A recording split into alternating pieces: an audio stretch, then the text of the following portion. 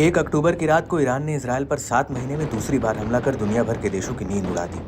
Iran की आग उगलती ballistic मिसाइलों को इजरायली एयर स्पेस में घुसपैठ करते देखा गया।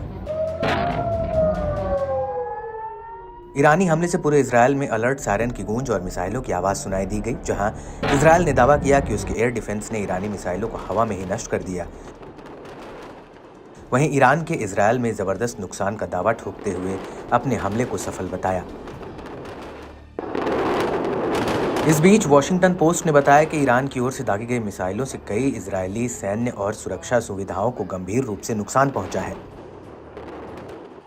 रिपोर्ट के मुताबिक ईरानी हमले के जांचे गए फुटेज से पता चला है कि करीब 2 दर्जन मिसाइलों ने कम से कम 3 प्रतिष्ठानों पर असर डाला था।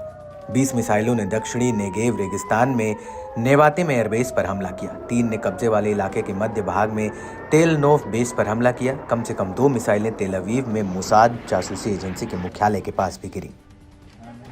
रिपोर्ट में दावा किया गया कि ईरानी हमले के बाद वीडियो की पड़ताल से पता लगता है कि ये इंटरसेप्टेड मिसाइलों का मलबा नहीं है, बल्कि इजरायली ठिकानों पर सीधा हमला करने आई ईरानी मिसाइलों का असर है। ऐसे में अमेरिकी न्यूज एजेंसी के सनसनीखेज खुलासे से इजरायली दावों पर सवाल उठने शुरू हो गए हैं। जहां इजरायल अब तक ईरानी मिसाइलों के हमले को बेअसर बताता आया, वहीं अमेरिकी अखबार ने इजरायली सैन्य ठिकानों को हुए नुकसान का खुलासा कर सबको चौंका दिया। वहीं इजरायल को बैकफुट पर ढकेल दिया।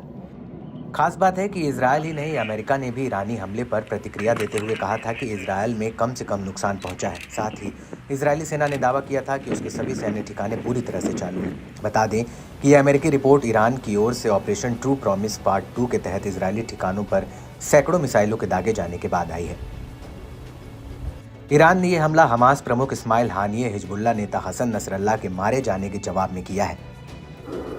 ईरान के इस्लामिक रेवोल्यूशन गार्ड कॉर्प्स की माने तो 90% मिसाइलों ने सटीक इजरायली टारगेट को भेदने में सफलता हासिल की। साथ ही ईरानी मिसाइलें इजरायल के सभी एयर डिफेंस सिस्टम को चकमा देने में कामयाब रहीं। ईरानी सशस्त्र बलों के चीफ ऑफ जनरल स्टाफ ने भी बड़ा दावा किया।